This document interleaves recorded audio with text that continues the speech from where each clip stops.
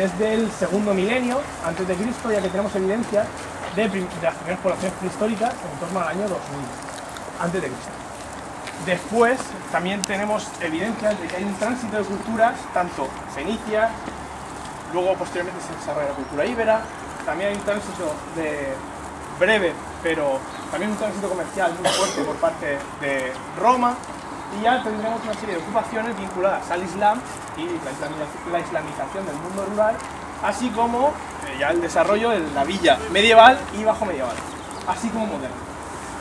Así que hoy lo que vamos a ver va a ser una visita por el castillo, para que entendamos también un poco el valor geográfico y estratégico que tendría la villa de Guardamar sobre el Cerro del Castillo. De allí nos vamos a ir a la Rábita Califal, que es un complejo religioso de época islámica del siglo X, que se conserva en el entorno de la Pinada, que también explicaremos un poquito la Pinada, cómo surge y por qué aparece este bosque de pinos en Guardamar.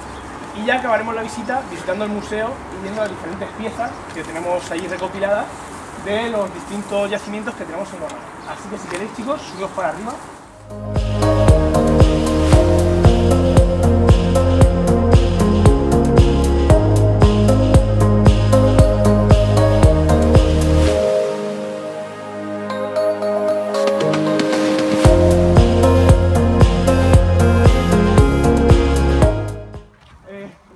La isla de Tabanca, que estaría por ahí más o menos, y desde el extremo sur del castillo se ve también el Cabo Cervera, que está en Torrevieja.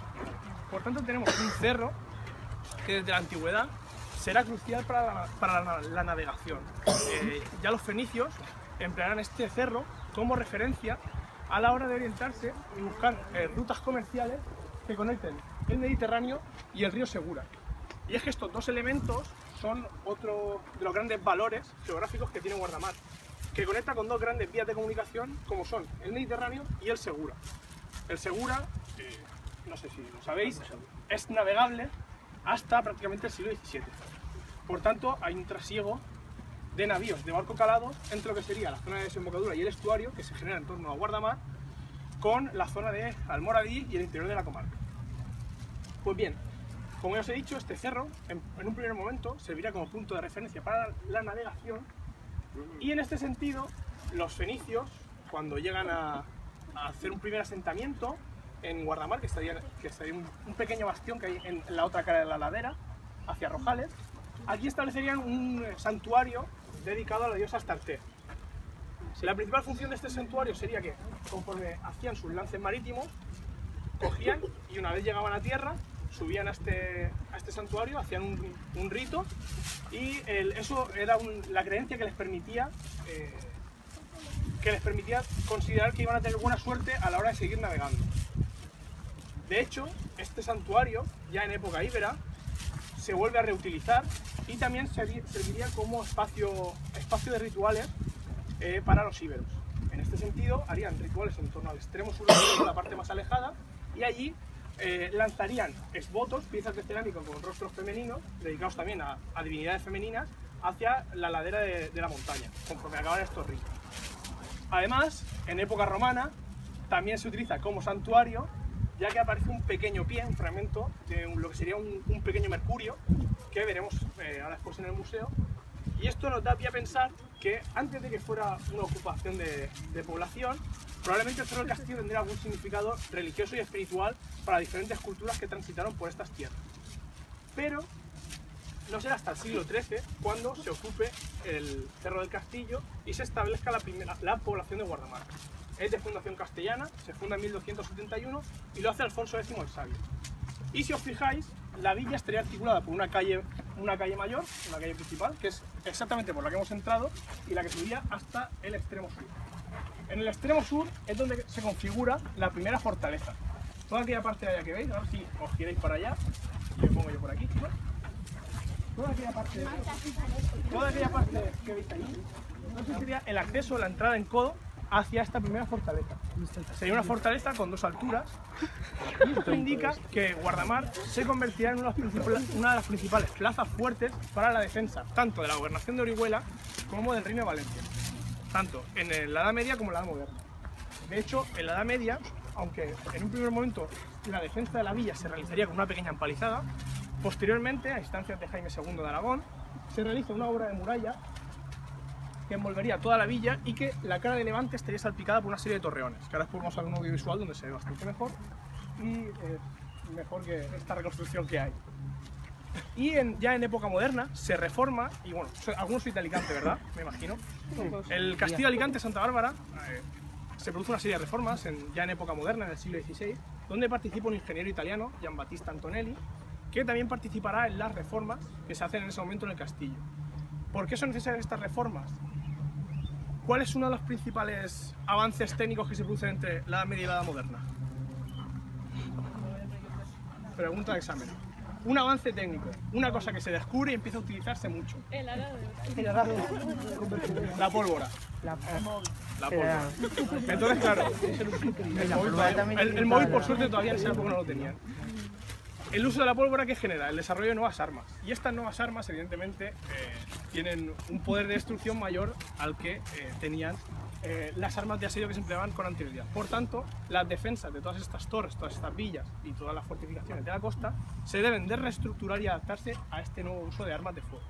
Por tanto, aparece el edificio que veis a vuestra espalda, el baluarte de la pólvora, que es un gran mazacote de piedra que se hace en base a una torre medieval que es rellenada con arena y envuelta con una muralla de mayor grosor. Asimismo, justo donde estaría el depósito de agua, también aparece, que es este edificio que tenéis aquí, es un edificio que se hace en los 60, también habría una pequeña tenaza con dos baluartes de menores dimensiones que este. Y el objetivo en este momento ya sería la defensa, sobre todo, de la desembocadura del río Segura, así como del estuario y del curso fluvial que va hasta Orihuela. Por tanto este baluarte como estos dos pequeños baluartes estarían artillados con cañones con el objetivo tanto de comunicarse con los barcos, ya que lanzarían salvas para establecer patrones de navegación para que pudieran acceder o no al río, así como en caso de que se produjera un ataque poder defender el curso fluvial. Y ahora ya, si queréis, chicos, vamos a pasar a ver el baluarte de la pólvora, el interior, que es donde tenemos una pequeña exposición y ahí...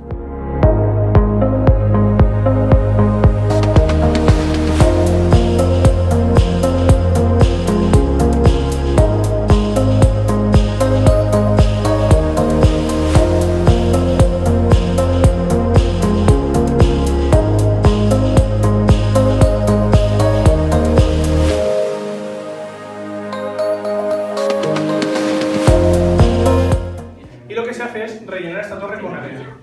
Al rellenar esta torre con arena, a la hora de excavarlo, cuando se hicieron las excavaciones en los años 80, se extrae todo el relleno de esta torre y aparecen partes originales de la torre del siglo XIV.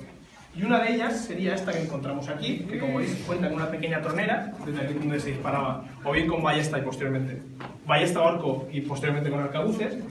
Y aquí, si os fijáis, aparece un dibujo bastante interesante que sí que quería saber qué os parece a vosotros. Un escudo. Un escudo. Seguimos para Vigo. Un mapa. Un mapa, seguimos para Vigo. Una mapa. Una roca. Efectivamente. Una persona con barba. Es lo que he dicho. Muy bien. Una persona con barba. Chicos, miradlo con la persona. Miradlo con un poco de perspectiva, ¿vale? Si os fijáis, aquí están los dos ojos, la nariz, parte de la barba. ¿Y esto qué quiere decir? Esta torre se reconstruye en el siglo XIV después de que se produzcan una serie de ataques por parte del Reino de Granada. Esta zona era la frontera sur del Reino de Valencia y estaba muy expuesta a los ataques del Reino nazarí de Granada. En esos ataques, que pasan de pequeños hostigamientos a grandes conflictos, sobre todo con toda esta zona, la zona de Murcia y de Orihuela, cristalizan en un gran ataque como es el del caudillo Redouan, es un caudillo nazarí que su objetivo es atacar toda la gobernación de Orihuela, hacerse con el control de la gobernación y ganar terreno a los reinos cristianos que incipientemente les van tomando nuevas posesiones y prácticamente aíslan al reino de Granada. En ese ataque, el primer escollo que tiene que salvar es la plaza fuerte de Guardamar y se planta en Guardamar con unos 12.000 hombres a pie y 3.500 jinetes. Ataca la villa, la asedia, le prende fuego, la reduce a cenizas y se lleva a toda la población, en torno a unas 3.000 personas, como cautivos para venderlos como esclavos tanto en la zona de Granada como en el norte de África. Por tanto, cuando se recupera Guardamar de este ataque, se traen nuevos colonos y se empiezan a reconstruir las murallas y las fortificaciones. En algunas de las fortificaciones que se reconstruyen aparecen este tipo de dibujos. Esto se realiza con una barra de hierro oxidado y son representaciones del impacto social que genera este ataque. Por tanto, a modo de aviso, se representa la cara del enemigo que viene desde el mar y que entraña un riesgo real para la vida en la villa. De hecho, además de esta sanguina, aparecen otras en las que, aparte de caras, aparecen representados barcos, con velas latinas, que son las velas que tradicionalmente empleaban los musulmanes del Reino de Granada para atacar las costas de Guardamar. Y ya, como veis, que ya me parece que es lo que más os ha gustado, como habéis llegado, aquí tenemos la representación de un guardia de costas. A partir del siglo XV, y sobre todo en el XVI, cuando ya ha caído el Reino de Granada, el principal riesgo para las costas del Reino de Valencia serán los ataques de los piratas procedentes del norte de África. Estos piratas estarán bajo las órdenes de Barbarroja, me imagino que os sonará, el pirata Barbarroja, así como son dos hermanos, de los hermanos Barbarroja, así como de algunos de sus lugartenientes. De hecho, uno de sus principales capitanes, Salah Raí, atacará la villa de Guardamar y Guardamar deberá de solicitar refuerzos a Orihuela para repeler este ataque. Y como veis, los encargados de la vigilancia, los que hacían la llamada para que vinieran estos refuerzos en ayuda de la villa, eran los guardias de costas. Aquí en Guardamar sabemos que habría unos 5 guardias de costas que se iban desplazando a caballo entre las diferentes torres que hay por la costa, por la costa cercana a Guardamar. Esencialmente por la torre de la playa de la Marina y por la torre de la playa de Santa Cruz, la del Cabo Cervera, está en Torrevieja, perdón. ¿Esto a qué responde? Hay una política por parte de Felipe II, que en este momento es el monarca de los reinos de España, cuyo principal objetivo es defender toda la costa de Levante a través de fortificaciones para que los piratas berberiscos no cesen en sus ataques y él pueda responder de manera más firme al peligro que entrañaba el Imperio Otomano, que ya comenzaba a avanzar por el interior de Europa. Y ya centrándonos un poco más en la figura de los guardias de costa, como veis, cuenta con una indumentaria muy básica, ya que su función no era militar, sino de vigilancia, y estaban uniformados con una brigantina, que es esta especie de chaquetilla alargada, pensada para la defensa del uso de armas cortantes. Probablemente llevarían ballestas, así como espadas roperas, que ya no son las típicas espadas, los típicos mandobles medievales, y una daga. Además, sabemos que tanto la Edad Media como la Edad Moderna son dos periodos donde la religión tiene bastante importancia a nivel cotidiano, y estos guardias vigías llevarán una serie de amuletos, tanto religiosos como vinculados a la tradición popular. Estos amuletos bien podían ser escapularios o pequeñas reliquias que se albergarían en estas bolsitas y que llevarían colgados.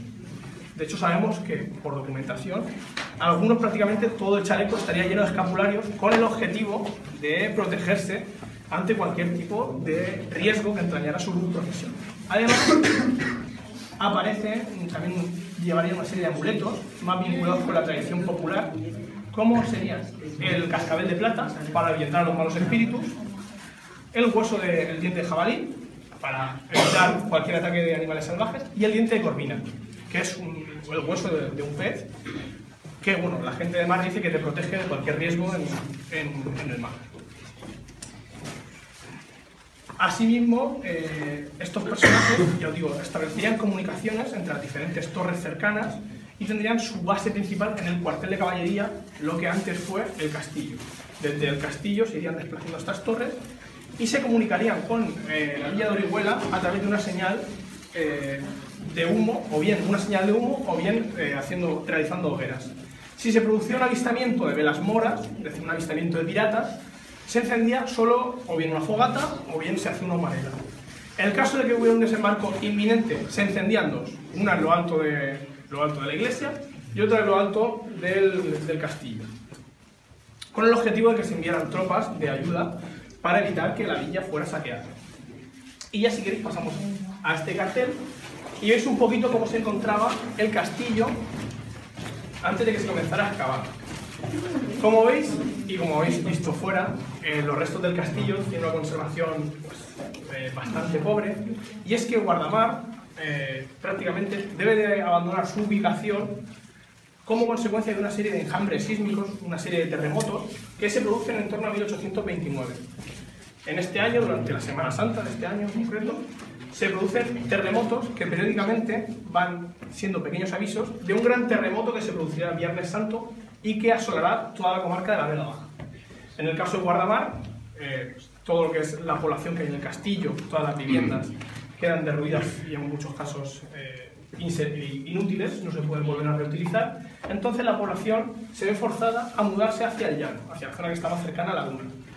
En este sentido, ¿qué hacen? Una cuestión, emplean la piedra de todo lo que sea, de todos los restos de este terremoto para realizar sus nuevas viviendas. Es una cuestión de supervivencia. Por tanto, todos los restos de la fortaleza, así como de las viviendas, son empleados como cantera. Se explota la piedra y se utiliza como recurso para hacer este nuevo pueblo de Guardamar más cercano a la costa, que es aproximadamente la ubicación que tiene actualmente. Y ya en los 80 se inicia una serie de campañas de excavación, se puede recuperar partes de las viviendas, así como de la pólvora, zonas de muralla, y también se realiza una reconstrucción de lo que sería todo el exterior del baluarte, así como la muralla de Levante. La última actuación que se ha hecho sobre el castillo sería este espacio expositivo, que sirve pues, para que tengamos una idea y podamos orientar mejor sobre cómo sería la vida de Guardamar, del Guardamar medieval y moderno. Y ahora ya, si queréis, chicos, pasamos a ver el audiovisual. Y vamos a ver dos audiovisuales. El primero es cómo evolucionan las murallas en época medieval y en época moderna. Y posteriormente es una recreación de una batalla, como pasar por aquí, chicos. Es que si no, tengo que ir tirando cosillas. ¿Ponerlos aquí? Esto, como ya os he explicado antes, evidentemente el nombre que recibe es Guardamar. La vocación que tiene desde su fundación es la defensa del mar. Y como veis, en lo alto del cerro del castillo es cuando aparece esta primera fundación de la villa, por un sabio, y se envolverá todas las viviendas con una empalizada. Decimos que previsiblemente existiría esta empalizada porque no hay registro arqueológico de que hay una muralla antes de la que se hace con la corona de Aragón. Por tanto, las viviendas no iban a estar a la intemperie, iban a quedar desprotegidas de los riesgos del mar. Ya con la corona de Aragón, a instancias de Jaime II, se realiza una primera obra de muralla, contaríamos con el castillo, la alcazaba, y toda la muralla de Levante, como os he explicado antes, estaría salpicada por torreones pensados para la defensa con lanza y escudo. La población va creciendo, evidentemente, y en época moderna es cuando ya se realizan las reformas para adaptar las murallas al uso de las armas de fuego. Y como veis, aquí donde estamos, este sería el baluarte de la pólvora, se rellena con arena, se coloca una serie de contrafuertes y se envuelve con una muralla de gran grosor con el objetivo de amortiguar el impacto de la bala de cañón. Y aquí arriba, si os fijáis ahora, aparecen esos dos pequeños baluartes que estarían ubicados donde está el depósito de agua. Y estarían artillados tanto este baluarte como estos dos baluartes. A partir de 1460, lo que sería el interior de la muralla se queda sin solares disponibles y, por tanto, el pueblo Guardamar deberá de prolongarse hacia el exterior, surgiendo un arrabal en torno a la entrada noroeste, que es por la que hemos accedido aproximadamente, que se proyectará hacia ese lado de la ladera. En el 18, que es lo que vamos a ver ahora, vamos a ver una recreación de cómo sería Guardamar en el siglo XVIII, prácticamente unos 60 años antes del terremoto. Vemos cómo en volumen prácticamente este arrabal, que surge a finales del 15, a mediados del 15, ya supera en población y en volumen prácticamente a lo que sería el perímetro dentro de la muralla.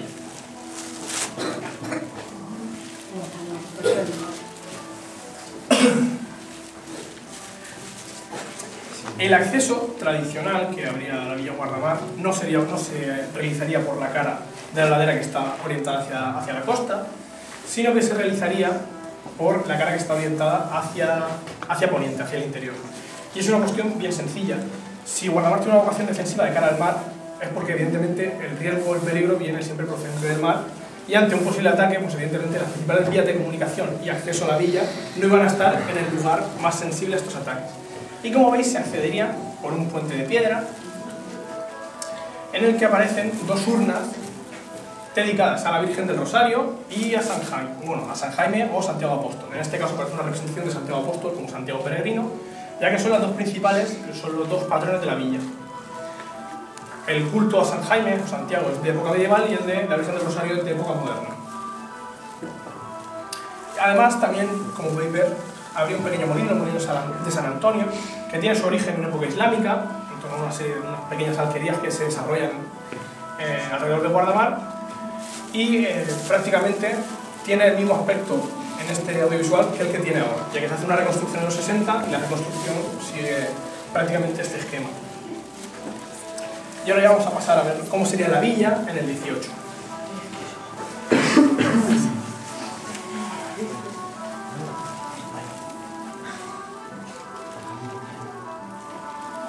Ahora vais a ver el arrabal, ¿lo veis? Esto es todo el arrabal que se genera en torno a la entrada noroeste y cómo sigue esa calle principal. Y aquí, accediendo a la villa, vemos cómo tiene esta calle principal que articularía toda la villa. Iría conectando con diferentes callejuelas y pequeñas replacetas lo que sería todo el acceso a la villa. Y en última instancia tendríamos lo que es el castillo propiamente dicho, que en ese momento ya se empleaba como un cuartel de caballería para los guardias de costas. Y como veis, en primera instancia tendríamos la iglesia, que prácticamente estaría adosada al baluarte de la Pólvora. Esto es muy común, ya que esta zona es una zona con bastante intensidad sísmica, se producen bastantes terremotos, y los materiales constructivos que se empleaban en este momento eran bastante pobres, por lo que se consideraba la posibilidad de adosar bastante las estructuras entre sí, con el objetivo de que se sostuvieran unas a otras. Esto sería la plaza principal, donde aparece el edificio del Concejo Municipal, que estaría rematado con un labrado en piedra del escudo de Guardamar. Sí, estaban ajustados. Sí. ¿Habéis visitado la isla de Tabarca alguno? Sí. Pues Desde San Juan. si os imagináis un poquillo como es algunas viviendas que hay en la isla de Tabarca, hay algunas casas que son bastante parecidas a las que estamos viendo aquí. Viviendas de 1 a 2 plantas, lucidas con cal y de pequeño tamaño con puertas en madera y estos acabados en metal. Y como veis, al final de todo el pueblo prácticamente acabaría en el cuartel de caballería, al que se accedería por una entrada en codo, que daría paso a un patio de armas, un gran patio de armas, donde habría unos pequeños aljibes, así como un cuartel de caballería, unas caballerizas. Esto sería el aljibe, y esto ya sería la parte superior del cuartel de caballería, que daría paso a la muralla de Levante y el paso de guardia superior. Este paso de guardia prácticamente conectaría la parte superior del alcazaba o el castillo hasta la parte superior del baluarte de la puerta. De hecho, hay un pequeño balcón, como veis aquí, más cercano a este castillo, donde aparece un cañón, y ya en la parte superior de este baluarte tendríamos los 3 cañones, uno orientado hacia la isla de Tabarca, que aparece aquí, y otros 2 hacia la desembocadura del río. Además, habría un pequeño habitáculo pensado para el almacenamiento de pólvora y de municiones. Y por último, en el vídeo va a aparecer una de las fuentes que abastecía de agua dulce a Guardamar, que es la Fuente del Rey, que está en el entorno de la Pinada. Y sabemos que como esta fuente habría otra fuente más ubicada en la zona más cercana a la zona de la Marina, la fuente del Ventorrillo, y otra fuente de la playa Babilonia. Y bueno, esto es el sistema dunar que había más cercano a la costa, que bueno, ahora vamos a adentrarnos en él un poquito cuando vayamos hacia la Pinada.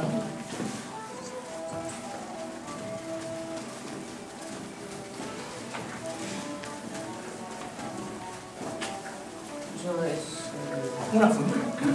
Se aprovechaban las filtraciones de agua subterránea del río, entonces la gente iba a esta fuente y extraían el agua que necesitaban con cántaros y se la llevaban a sus viviendas. Y ahora, chicos,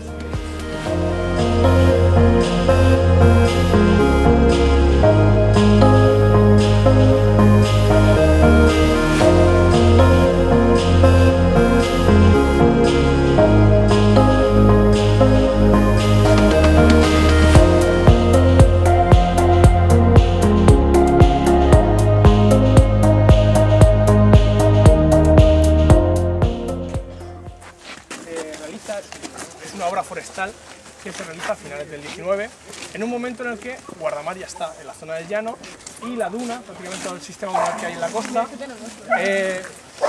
prácticamente se está comiendo el pueblo, está avanzando y ante el riesgo de que acabe por asolar el pueblo, se decide, el ingeniero Mira, decide plantear una reforestación de toda la duna con pinos con el objetivo de frenar el avance de esta zona.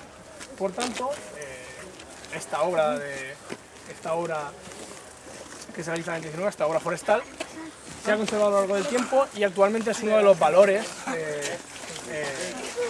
uno de los principales valores naturales y reclamo turístico que tenemos en Guardamar. Así que, chicos,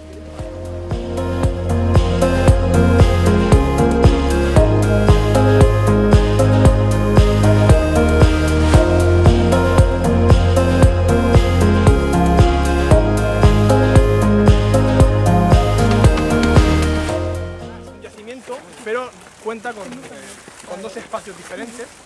El primero sería el de la Fonteta, es una colonia que tiene una ocupación del siglo VIII al siglo VI. Sí. Es una colonia fenicia que se genera o se asienta en torno al Segura tras la experiencia que tienen los fenicios en este entorno, en otro yacimiento que se comentó anteriormente, el Cabildo Pequeño. De este primer poblamiento amurallado pasan a esta gran colonia con el objetivo de mantener sus estructuras comerciales por todo el Mediterráneo. Y aquí, como veis en la foto, lo que vamos a ver son estructuras de vivienda, algunas de las calles y grandes murallas que servían para defender todo el entorno de esta colonia. La colonia se abandona en el siglo VI, probablemente por la acción de los terremotos. Como veis, en la historia de Guardamar y de toda esta zona siempre está muy presente la actividad sísmica, lo cual motiva que haya abandono de diferentes tipos de asentamientos.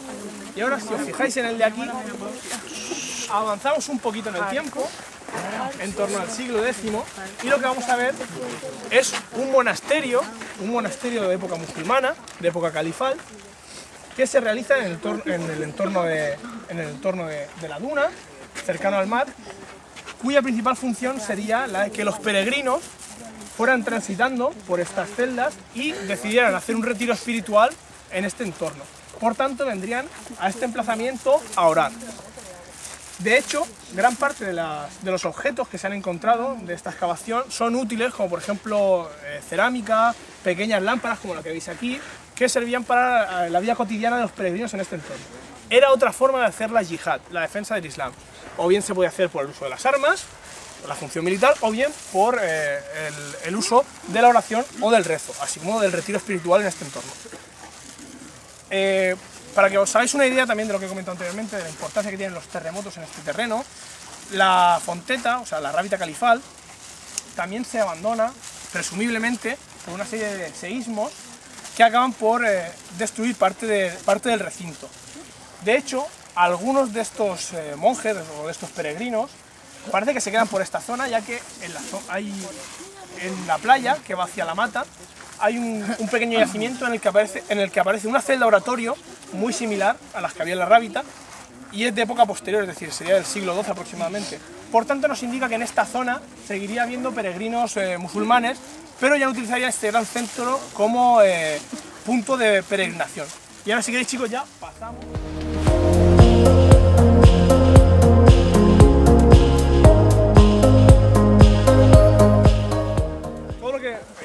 Conforme vayamos descendiendo podéis ver todos los muros que son de mayor grosor, serían las murallas, y como veis estos edificios cuadrangulares más chiquititos serían todas las viviendas.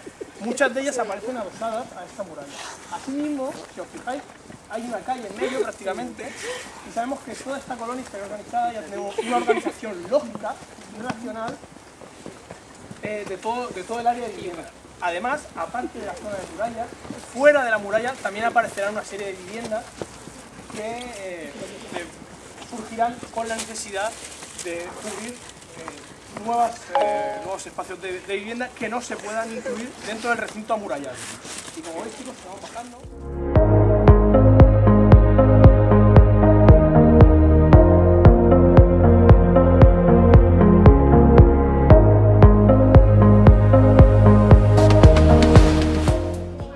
Sigue apareciendo toda una serie de viviendas adosadas a la muralla. Si os fijáis en toda esta parte, en la que no está excavada, toda esta parte, si os fijáis, siguen apareciendo paredes que se van adosando, y si excaváramos esta parte, surgirían nuevos espacios de vivienda. Es decir, prácticamente es una ciudad, una colonia de unas dimensiones bastante importantes, y como veis, esto ya nos lo indica tanto el nivel de viviendas que hay como la majestuosidad de la muralla. Si os fijáis aquí, que de aquí estoy un poquito más cerca, prácticamente el grosor de la muralla sería de unos 2 metros. Por tanto, entendemos que hay un interés defensivo en este entorno, y que probablemente sería una de las principales colonias que dominarían la zona del sureste peninsular. De hecho, para ver yacimientos similares, deberíamos de irnos ya a la zona de Cádiz, sur de Andalucía, costa sur de Andalucía, para ver yacimientos que sean similares a estos, ya que en esa zona es cuando aparecen los primeros asentamientos fenicios que tenemos documentados en la península. Aún así, ¿por qué se asientan en este territorio los fenicios? Muy sencillo, lo hemos comentado anteriormente. Esta zona tiene el gran privilegio de estar conectada por dos grandes vías de comunicación, como son el Mediterráneo y el Segura. Esto favorece el que una cultura como la fenicia, eminentemente comercial, con una gran vocación económica, busque los lugares óptimos de asentamiento para el desarrollo de sus redes comerciales. De hecho, algo muy común en todos los asentamientos fenicios es que siempre suelen aparecer en torno a desembocaduras de ríos, porque empleaban estos cursos fluviales para establecer comercio con las poblaciones indígenas del interior, con las que por otra parte también tenían ciertos roces, lo cual invitaba a que fortificaran todas sus colonias. Y ya si queréis, chicos, subimos a la... Sabemos que se funda o se realiza en el 944 a.C., ya que aparece una inscripción, que es esta lápida, que si os fijáis estaría adosada a esa pared. Lo que hay es una reproducción, actualmente está conservada en el mar. Y esa placa, esa inscripción conmemorativa, nos indica la fecha en la que se funda este espacio de oración. Como veis, tendría una disposición en la que las celdas irían unas adosadas a otras, de modo que se podría ir haciendo un pequeño recorrido por todas ellas, y serían espacios que contarían con el mihrab, un pequeño mihrab, que es la zona en la que oran los musulmanes en las mezquitas, para la oración de todos los monjes, o de todos los creyentes que pasaran por esta zona. Chicos, ¿hacia dónde? Una pregunta, a ver si sabemos o no. ¿Hacia dónde se orientan los musulmanes cuando...? Hacia el sur. Hacia la Meca. Muy bien. Estupendo, hacia la Meca. Pues, ojo, el que ha dicho hacia el sur, o la que ha dicho hacia el sur, no va desencaminada en este caso. Hacia el norte, Manuela. En el siglo X hay un conflicto de poder en el Islam y se separan, ahí aparecen dos califatos, se separan. Por una parte estaría el califato de Damasco y por otra parte el califato de Córdoba. Por tanto, la islamización o las nuevas estructuras del Islam religiosas que se hacen en la península ibérica, algunas de ellas orientan su mihrab hacia Córdoba, no hacia la Meca. Por tanto, aquí vemos que en los espacios de oración, que sería como este, por ejemplo, o este de aquí, los mihrabs estarían orientados hacia el sur, hacia la zona de Córdoba. Lo último, y nos vamos. Además, en todo el yacimiento aparecen en algunas paredes grafitis o inscripciones rayadas en la pared de monjes o peregrinos que transitan por este espacio y dejan su marca como que ellos estuvieron aquí. Muchas veces, si habéis visitado por ejemplo la Sagrada Familia y habéis subido a las torres, veis, bueno, Manolo estuvo aquí. Eso no es algo que se haga, no es algo que sea nuevo, sino que en el siglo X ya había gente que lo hacía de forma más sacramental y de forma más respetuosa, y aparecen una serie de grafitis por partes de este recinto, que vamos a ver cuando vayamos al museo, porque en el museo tenemos una celda para orar reconstruida. Bueno, es una recreación, no es una reconstrucción. Una celda sería uno de estos habitáculos. Imaginaros este habitáculo. Ahora después lo que vamos a hacer es acceder a uno y vamos a estar dentro de ese espacio y ver hacia dónde está orientada el mihrab y ver los diferentes objetos que tendrían dentro de estas celdas los orantes musulmanes. Y así queréis, chicos, vamos para el museo.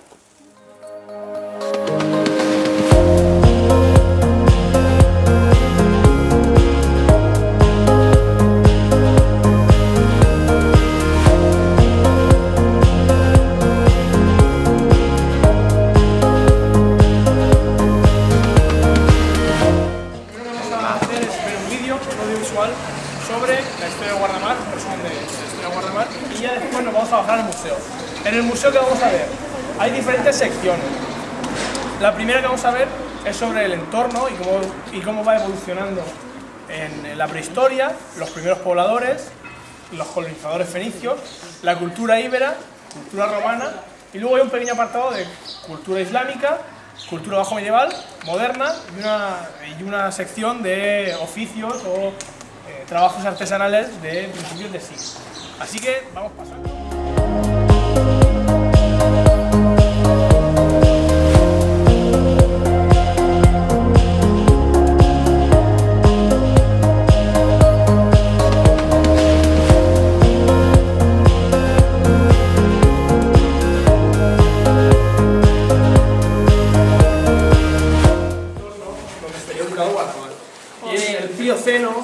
Tendríamos pues, un clima tropical que albergaría animales, pues, como veis aquí, una pequeña ballena, vacas marinas, manatís, y aquí tenéis parte de estas vértebras de cetáceos. Además, son fósiles. Aquí, hay un diente de tiburón que está en otra posición, y ya pasando a otro momento, esto es el molar de un mastodonte. Entonces, en este momento ya empieza a haber una transición entre lo que sería el clima tropical hacia un clima más desértico. Empiezan a aparecer mamíferos de gran tamaño, como por ejemplo los mastodontes o los bisontes. Además de otros de un mastodonte parece un mamut, pero con menos pelo. Un mastodonte equivaldría a un elefante, pero mucho más grande. Y en este momento de transición ya se pasa en el Pleistoceno final a lo que sería un clima ya de sabana prácticamente, que es lo que tenéis justo en este panel. Me dejáis pasar, chicos, un segundillo, por favor. Que tenéis que habría una pequeña zona de sabana de ciervos, hienas y sobre todo dientes de sable. Problema que evidentemente se hace un entorno más hostil, ya que los primeros pobladores de estos territorios, los neandertales, debían de enfrentarse con este tipo de animales. Y los dos grandes depredadores de este entorno serían por un lado el hombre y por otro lado los dientes de sable, como veis aquí. Y las hienas, bueno, es que las hienas son carroñeras, no es realmente. El peligro real lo traían los dientes de sable. Pero finalmente el sapiens se acaba imponiendo y como veis se empieza a desarrollar una economía basada en el control del territorio. Comienzan a pasar de ser cazadores y recolectores a ser agricultores y ganaderos. Empiezan a entender cómo funciona el medio, cómo funcionan las especies y hacen un aprovechamiento de este territorio. De hecho, se inician los primeros cultivos, así como los primeros pastos ganaderos, aprovechando sobre todo la zona, como veis aquí en el dibujo, la zona de marzal que habría en torno al río. Muy rica en especies y muy rica sobre todo tanto en aves como aprovechable para la pesca, así como para el ganado, el cual se alimentaría de todos los juncos que aparecen en el entorno del río. Y si veis, por ejemplo, aquí tenéis un molino, por ejemplo, para moler todo el grano y hacer tortas, unas primeras cocciones con tortas. Luego también tenéis aquí puntas de flecha, puntas de siles, que es lo que se emplearía para la caza. Y aquí tenéis parte de algunas cerámicas hechas a mano. Porque en un primer momento toda la cerámica que se empieza a hacer nos indica que ya hay una voluntad de recolección y de almacenamiento de todo lo que se va sembrando. Serían cerámicas realizadas a mano. Y aquí también tenéis una reconstrucción de cómo sería una hoz neolítica. Como veis, sería una ramita de madera, con estos dientes están las catesiles con el objetivo de poder recolectar. ¿Podemos volver a tu momento? Sí, volvemos atrás. Volvemos atrás.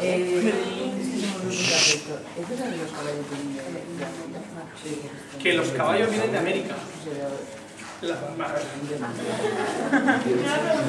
pregunta. La domesticación de las especies, no hay un foco fijo y parece ser que buena parte de todas estas especies, caballos inclusive, aparecen en el entorno de Anatolia, lo que sería actualmente Turquía. Entonces, hay diferentes teorías. Hay unas que sostienen que parece ser que los caballos proceden de ahí, pero las más fiables sí que dicen que es en todo el entorno de Siria, Palestina y Anatolia, ahí ya surgían las primeras domesticaciones de caballos. De hecho, hay culturas ya en la época de los metales que son conocidas como los escitas por una vocación a la hora del uso del caballo como arma de guerra. No sé si te he respondido más o menos, no me he ido por las ramas. O sea que vendrían más o menos todas las especies que se domestican vienen de esa. Pasamos a todo lo que sería la sala de la colonización fenicia. Y eso lo vamos a la después. Y como veis, aquí tenemos un mapa en el que aparece todos los movimientos que hacen los fenicios por todo el Mediterráneo. De hecho, los fenicios, que es una cultura que se desarrolla en torno a la franja de Siria y Palestina, donde hay tres principales ciudades, tres metrópolis, como serían Biblos, Sidón y Tiro, y desde esta metrópolis van expandiendo su cultura cerámica y metalúrgica a través de pequeños emplazamientos que van articulando por todo el Mediterráneo. De hecho, los herederos de los fenicios prácticamente, si os fijáis aquí, Cartago, será la cultura púnica, serán los que toman el testigo de los fenicios. Y como si os fijáis, en la zona de la península ibérica, como os he comentado antes,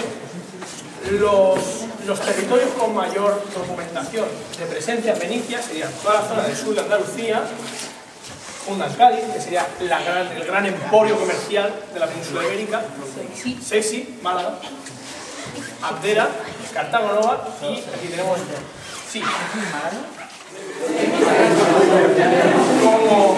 como veis visto en el vídeo, dos de las principales características de los íberos serán tanto la vocación guerrera que tenían, ya que era un pueblo evidentemente guerrero, así como su vocación religiosa y su práctica de pensar que había relaciones comerciales bastante importantes entre íberos, fenicios y griegos. Entonces, esta tríada cultural favorecería que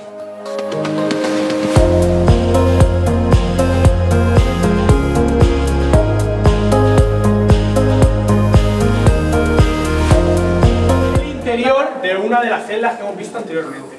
Tiene un pequeño mihrab que está orientado, como os he comentado antes, hacia Córdoba, y como veis en las paredes aparecían estos grafitis donde Mohamed pasó por aquí, estuvo orando de tal mes a tal mes y su tránsito espiritual, donde dice, la traducción sería: en el nombre de Alá, el clemente, el misericordioso, no hay más Dios que Dios, Mahoma es el enviado de Dios. Se acabó esta mezquita en el mes de Muharram del año 33 y 300 corresponde. Bueno, ya sabéis que la numeración de años. Aquí tenemos el arca de recaudaciones, el arca de caudales. Cuando había que pagar impuestos, todo iba aquí. Y como veis, es un arca con tres llaves. Una la tenía el cura, otra la tenía el alcaide y otra la tenía el alguacil. De modo que, sin que los tres aportaran su respectiva llave, esto no se podía abrir. Era una forma primitiva de combatir la corrupción. Así que sin el consentimiento de cada uno de ellos no se podía abrir. Y una buena manera de guardar dinero. Y una buena manera de guardar toda la recaudación.